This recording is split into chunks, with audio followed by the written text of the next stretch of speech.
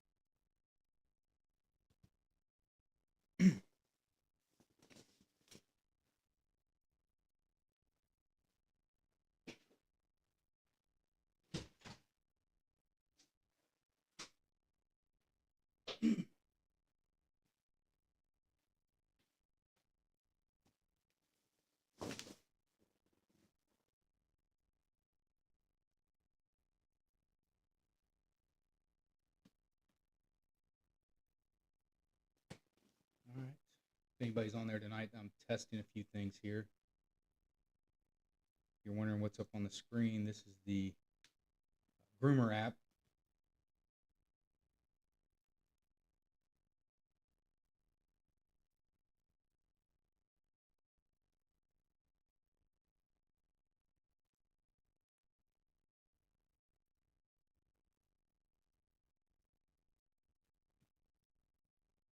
I'm just curious. I'm trying a different app here to stream from because I'm going to stream from multiple platforms, and just trying to understand what it's doing here and whether or not I can get it to actually show.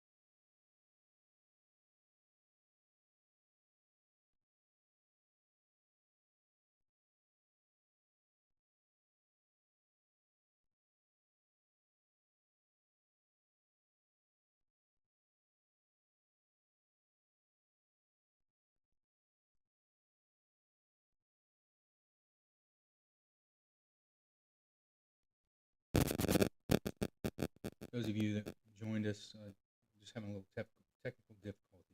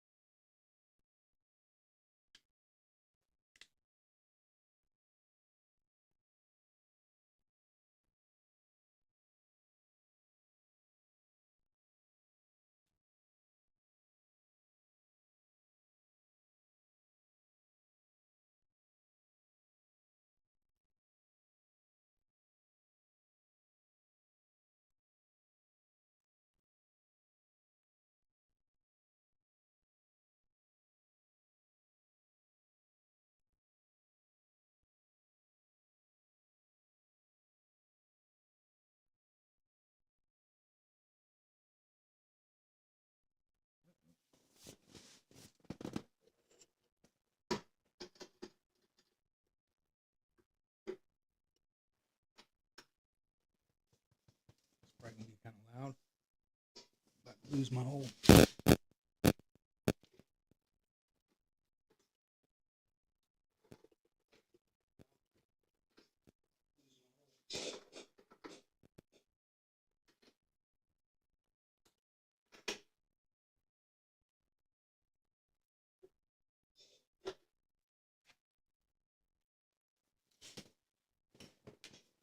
All right, let's see if that worked.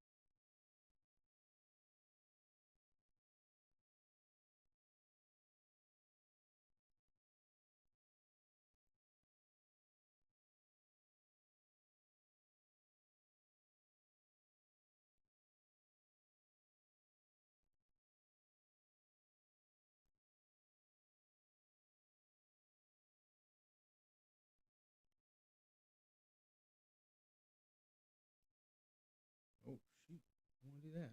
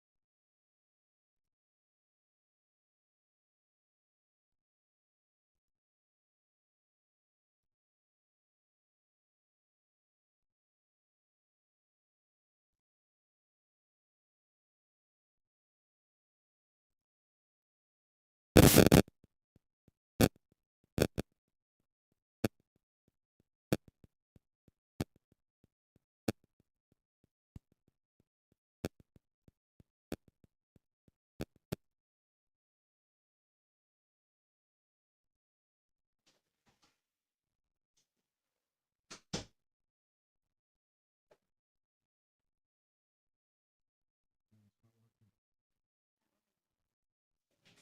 It's working sound wise, but where it was.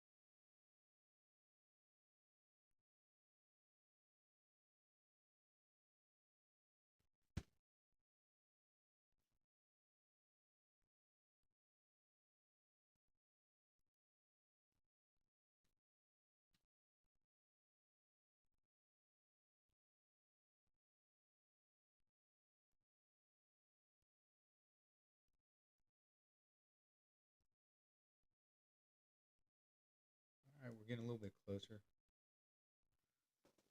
That seemed to work.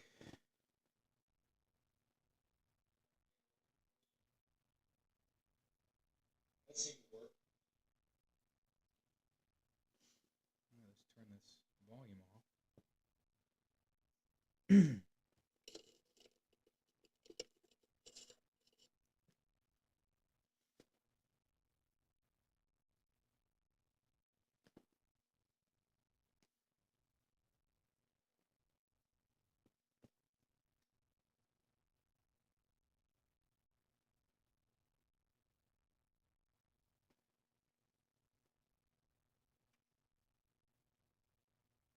All right.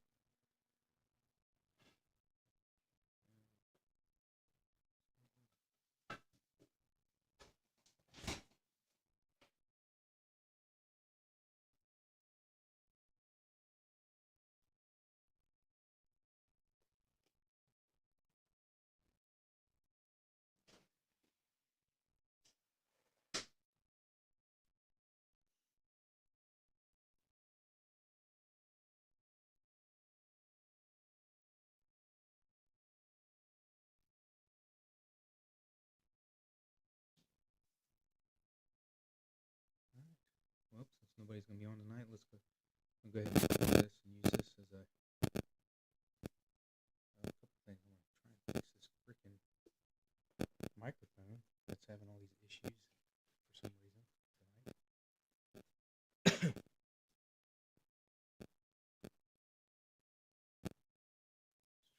Let's go to.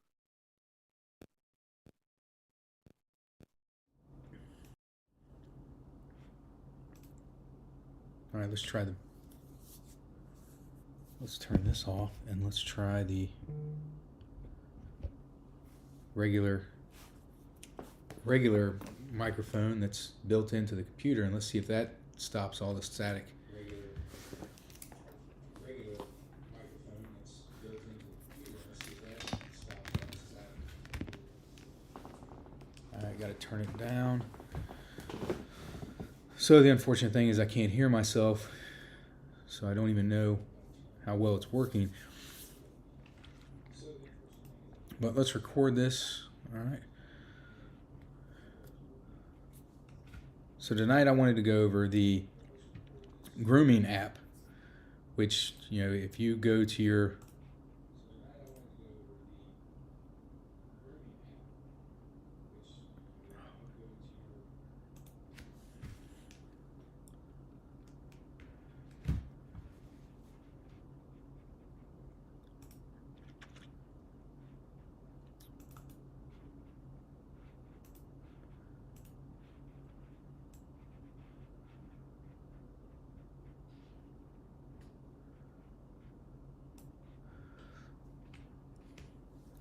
All right, so the Groomer Tracker is an app it's been out for quite a while now. I believe one guy lives in Indiana, the other one lives in Missouri, but I could have that backwards. I'll probably should do a little bit better research next time. But you can download it. It's in the App Store. You can load it on your phone. Doesn't cost anything in the App Store, which is kind of nice. When you finish loading it, you'll have some different things here. View map, participating clubs. When you pull this up, you'll see a list of clubs. Right now, Indian River's not listed in there, but this year they're going to be in there. The equipment's being installed, and you will have the option to go in there, and during the winter months, you'll be able to go and pull up this app here. And let's see if I can zoom in a little bit here.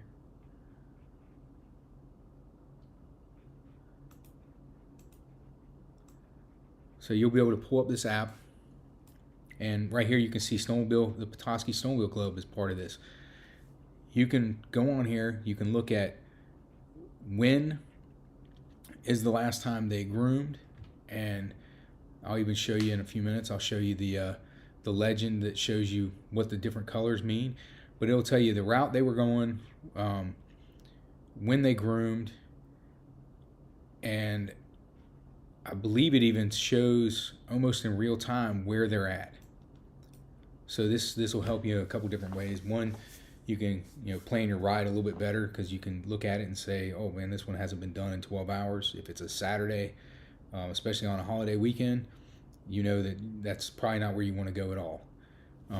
If it hasn't been done since I'd say Friday afternoon. But if you go on there and you saw that it's been done in the last couple hours, or you're the first, it's only been a few hours and you're going to be out there first thing in the morning, you know that, hey, I can go out there and ride that, and it's going to be pretty stable, pretty nice. Let's see if I can pull up this other image that we had.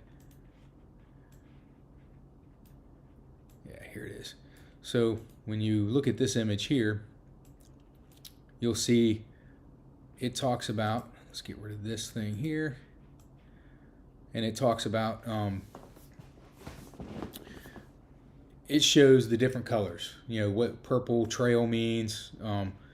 Purple is just the trail itself, and make this a little bit bigger. Purple is the trail itself. Green means it's been groomed in the last 12 hours. Yellow is groomed in the last 12 to 24 hours, and red means it's been 24 hours plus. So the really nice thing about this is the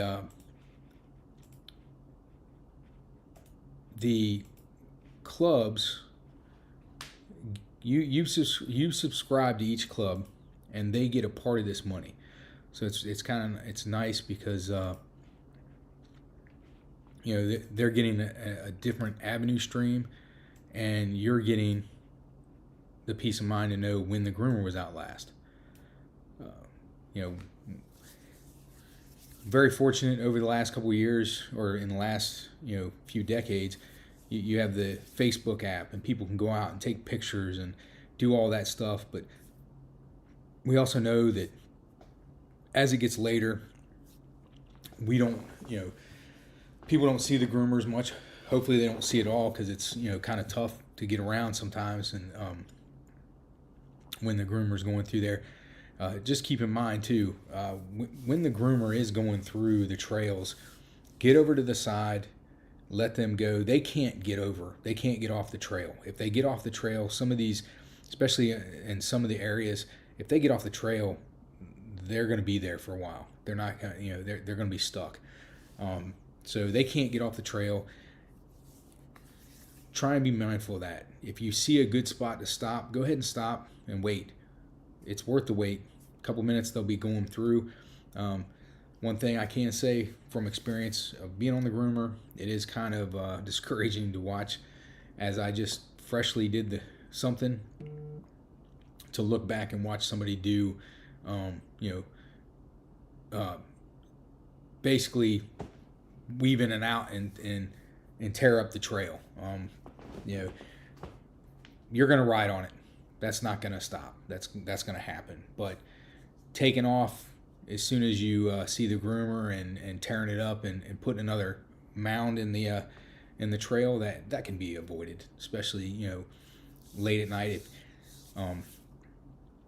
When they go out there, if they get out there at a decent hour, let's say it starts getting dark around 5, 6 o'clock, maybe a little earlier, and they get out there maybe an hour or so after that, when it's it definitely is cold, and they can groom. If that can kind of set overnight, and what I'm saying set, I know people have to get back and forth. I'm not saying, hey, nobody get on there for 12 hours. What I'm saying is if it's just normal wear and tear, it's just going to firm up really well and hold up over the next day or so. Especially if we get warm temps, it's liable to hang around and be a little bit better. But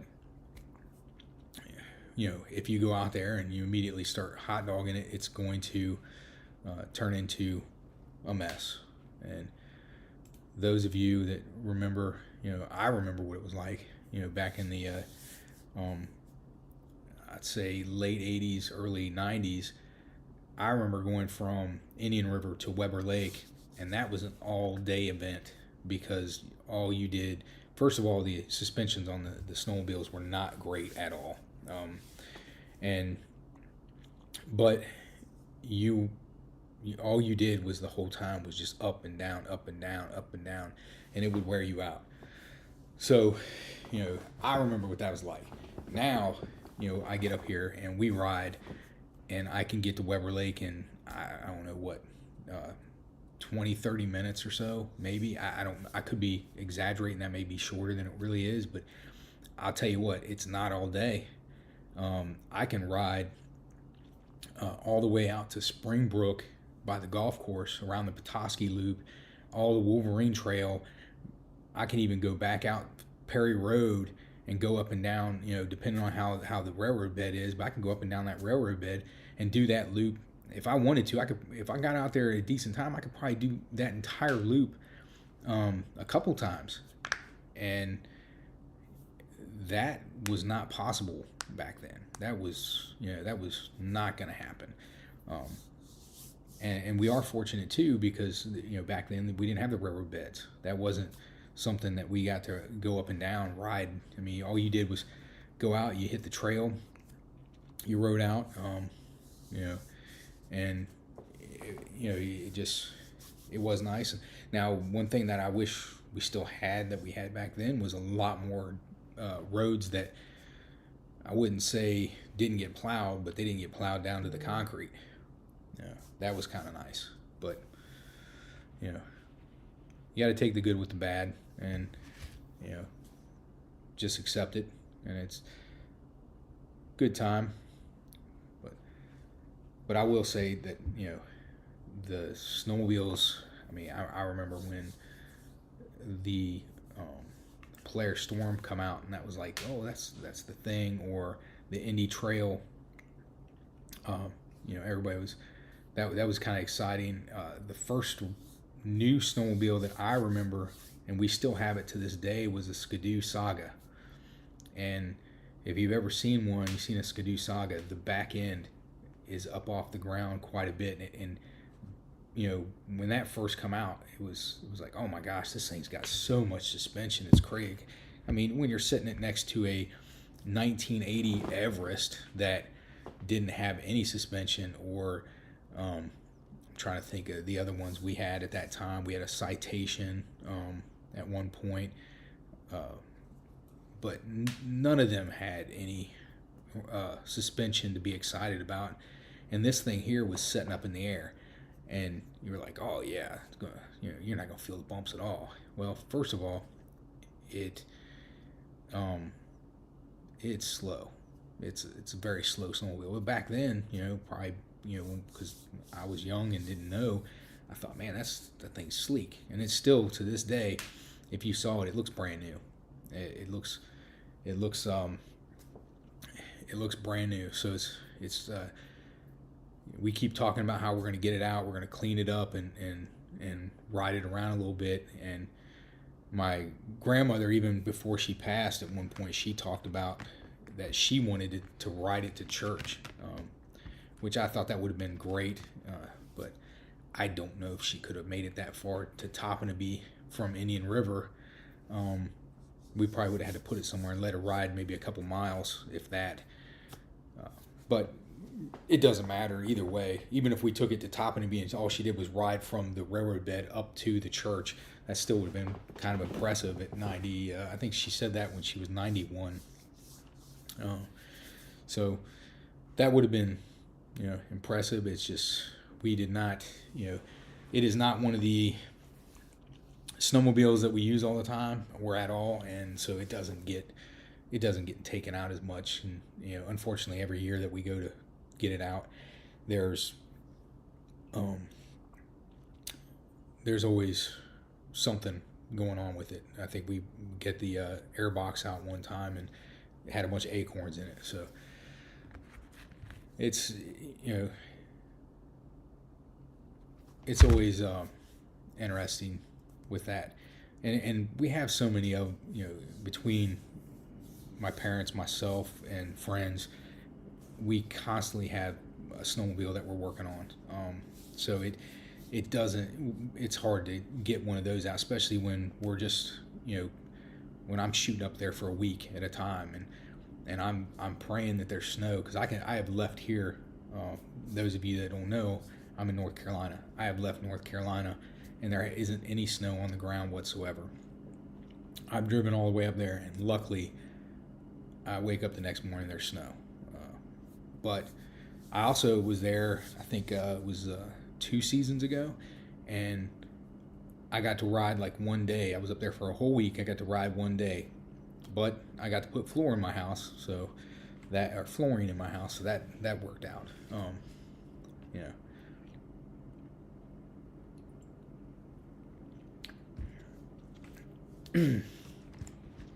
But I really want to push this. I'm going to make a tutorial video about this. I really want people to try and subscribe to this. I have no idea. I'm going to get in contact with the creators of this and ask them how, just a ballpark idea of how many people are actually using this in the area, and really try and push it, because one of the things too with the Snowmobile Club is all of their money. This isn't even on, so I'm trying to get it out of the way. All of their stuff is donations. The state gives them a little bit of money, but from what I understand, that money doesn't hardly cover anything. And so, they've got to buy diesel fuel. They've got to work on wear and tear on the equipment, and they're lucky they have a couple of mechanics that that donate their time to helping out with the Snowmobile Club. But it's always something. And this little bit, this app, the Snowmobile Club used to sell they sold the maps, and they would put the people's like businesses on those maps, and it made a little money. But over the years, a lot of businesses have just kind of backed off from it, and they don't feel like they're getting the return. And maybe so. I don't know. I think the maps help. I mean, any of you that have rode some distance, especially, we talk about Weber Lake. You can go out there and your phone. So if you think GPS is going to work, you can get out there and your phone's dead because it's too cold. Or you get out there and you have no signal whatsoever. So that's just, and I've had that happen. I've been out there and pulled out my phone to figure out something, and it die instantly because of how cold it is. So the maps serve a purpose. Every year I go and at least buy one map, if not more, and put them in the back of my snowmobile, just so we have it, just in case one of the trails have changed. And they do, almost yearly. I mean, and it could be just a little bit of a change, but it can be just enough that if you're out there in the middle of the night, could be a problem. And I know some people say, well, you know where you're at, it's not a big deal, but it is a big deal if you run across somebody's property that doesn't like that anymore. It doesn't want the snowmobile in there. So that can be a bad night. I've had an incident. We had an incident. I don't want to give up too much information, but we had an incident several years ago, and we weren't even on anybody's property. We were just on the road, and we were lost. We got off the road because the trail was so rough, and we ended up in an area that we weren't familiar with. We pulled out the map. Again, phones were dying as soon as we did this, because this was several years ago. Pulled out the map, but unfortunately the snowmobile map doesn't really show all the roads, so that's a problem. And so we're out here trying to figure out where we're at, and we were on the road, and somebody didn't like that, and they actually come out and and let's just say it wasn't good, and it could have been deadly. Luckily, it didn't get to that, and we left. We made it home, But the funny thing about that night was, so my brother-in-law was on a snowmobile, and he's whipping back and forth, and he's going, we're on the trail. He's going like, back and forth. He's going up and down the roads, and we're trying to figure out where we're going, trying to make sure we have enough fuel. And he's whipping around. I'm like, and I think I even asked him how much fuel he had, and he goes, "Oh no, I'm getting low," and it just kept going. But can't really say anything there. When I was young, I did the same thing. I think I had a little Bravo, and my grandfather, I guess I was making him not so happy because I was riding down the trail, and I was going in and out of the ditches and up and down the hills, and it was one of those, because if you rode back in the 80s and the late 80s, early 90s, that there were not very many places to stop to get fuel, and that's in the snowmobiles. Definitely didn't get very good fuel mileage. So you planned everything around. You didn't pass a gas station. Basically, what happened? You didn't pass one, because if you did, you didn't know. Unless you knew you were almost home, you didn't know if the next one was going to be open.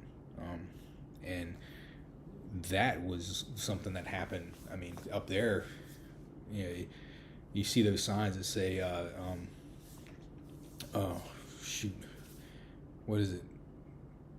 Reason. I have to look it up. I totally spaced out, but they had those signs up there, and people just closed down. I mean, businesses only went from I'd say probably March to October, November, and then they closed and didn't open up again. And it wasn't a thing for everybody to be open. So now it's pretty easy. Unless you're going back in them hills or something, you're going to pass a gas station. You're going to pass several of them. But I know over Pelston area, that was a prime example. We would go over there and ride that, and you wouldn't want to miss the gas station, because the ride all the way back to Indian River, that was a long way to go, and there wasn't anything else in the way. And again, some of these snowmobiles, they weren't getting the fuel mileage that we get now. I mean, I have an E-Tech 850, and it gets really good fuel mileage compared to anything that we even thought about having back then. I mean, I think I don't want to quote it. They say it gets somewhere around 20 miles a gallon, but I know that wasn't happening. But what I was getting at was my grandfather was getting ticked off because I was riding and I was going in and out of the ditches, and he was not happy because we were about to run out of gas, but he didn't really get mad or say anything. And then we get to the gas station, and it was bone dry. It was amazing that I had made it into the gas station at all. So, but that's little thing there, and like I said, I like talking about how it was riding back then. The different snowmobiles. I think the first ones, and I'm saying a lot, so I don't like that, but one of the first ones that I remember us using. So we had a garage, or my grandfather had a garage, and every year we would go up there. We'd pull everything out of this garage, clean it, and then put it all back in there. And this garage was slam full. We still have the garage to this day. It's where we mainly hang out when we're up there and we work on snowmobiles. And knowing what was in that garage back then amazes me because of how big the garage is compared to how much. There was a 18 to 20 foot I think it was Starcraft was in there. That was in there. There was a snowmobile trailer, 2-place snowmobile trailer with 2 snowmobiles on it in there. And then I think there was another snowmobile in there. And then this thing was packed full. And there was a workbench in there that we never got to use because this thing was full. And, I remember we would go up there in the summer. When we started going up there, we went in the summer almost every year that I remember. We went up there, and I can't remember what year it was, and we decided to go up there in the wintertime. It was after we had cleaned out the garage, and I think my dad was working on the snowmobiles and got a couple of them running. It was old Rupp and an old Skidoo, and for some reason I thought the Rupp was the coolest thing ever. But if you ever rode one of these, they were not the coolest thing ever. One, they were slow, and everybody had a black patch right here because the carburetor just spit stuff all over you. And that was. I mean, I remember. I mean, you'll see older guys. Well, not so much anymore, but you would see older guys all the time with that patch on their snowmobile jacket because, and all you smell was two cycle. That's all the time. Gasoline. So I think my dad got those running and then decided to get one. I can't remember what year it was. And he had a Yamaha 440. I think it was about that time. And I'm going to pull pictures out. I'm going to post them every once in a while and put them on these things and talk about the different things. Because I am going to pull pictures out of even back in the 60s and 70s that I found ice fishing pictures of on Indian River. And I'm going to put all that stuff on here, just so I can share those, and maybe someone will see something there that reminds them something. Maybe they'll talk about it. Yeah, but tonight I'm on here just rambling and talking to myself. The good thing is I am recording this, and I will. You'll have a chance to play it back later. I will be on again. I think I'll be on. I should be on about 7:30ish. Well, I take that back. It'll be 7:30. It'll be Thursday, the 20th. I'll be back on here 7:30 at night, Eastern time, and I'm gonna pull some videos and again I'm going to talk about this app again because I really want to push this app as much as possible. So please, by all means. Purchase this app, look at it, and help these guys out. Hopefully, let me see if it's on here because I know Indian River doesn't have the, they don't have the equipment on there yet, but it's coming. So let's see here.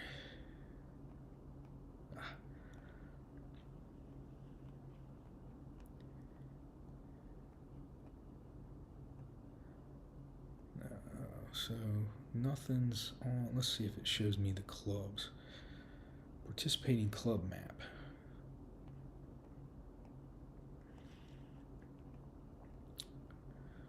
Yeah, right now, Kalkaska, Jordan Valley, and Petoskey are the only ones showing up in that area. So Sheboygan, it'd be great if Sheboygan got on here. I will say that some people are reluctant to get on here because they're afraid their snowmobile club is going to be, kind of found out that they don't go out as much. But trust me, everybody knows it doesn't take long for word to get out. Straits Area Snowmobile Club, I know they were doing it. Trying to think of, I met one of the guys at Chippewa. That was I met him. That's actually I believe he was the first one to tell me about this. We were up there at a bar in that Chippewa Snow Chasers area, and he told me about that app, and I got it, and I'm trying to. It even tells you what clubs you belong to as far as which ones. So my club right now is Jordan Valley, Chippewa Snow Chasers, and because he was in Eckerman, and Petoskey. So those are the ones that I follow. And they have a tip bucket, so you you can do the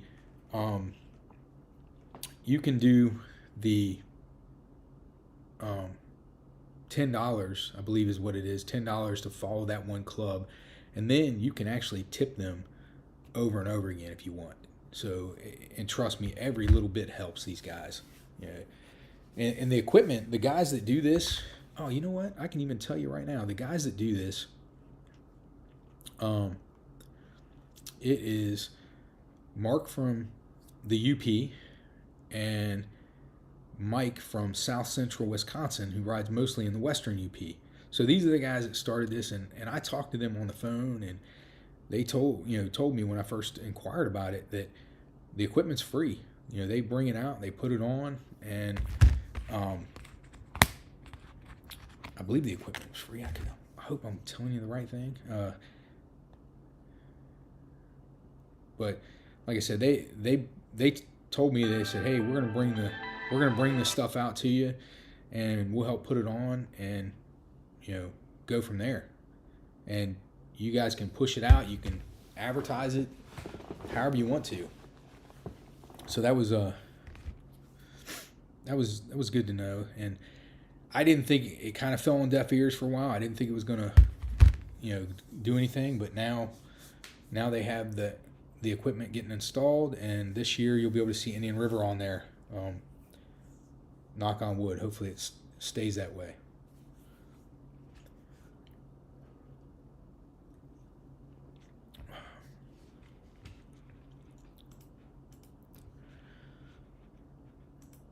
All right. So, well, we talked about the app, and I talked about a bunch of stuff that I was doing before, or a bunch of reminiscing about the different snowmobiles.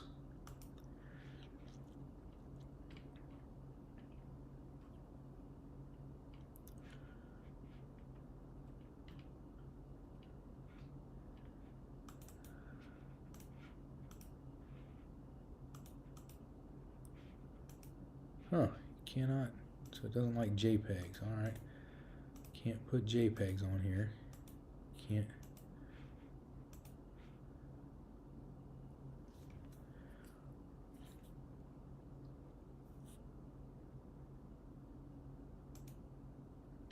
Oh,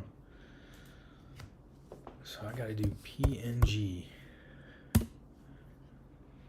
So now I gotta go through and,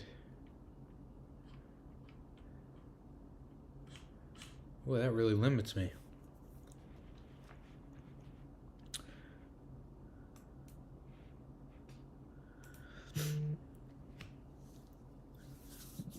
But I think, well, for me, that's going to be it for me tonight. And like I said, I'll be back on Thursday at 7:30. I'm going to set this all up. Now that I know what I'm doing, it should not take as long. I'm trying a new feature or a new app. This new app, I'm going to be able to stream on multiple places. And so actually, I think I'm going to try to set it up for YouTube right now. So like I said, if you can get in here, go to the Unplanned Adventure, hit like, subscribe, trying to get to 1,000 subscribers, and I will keep putting out as much as I can. And you have a nice night.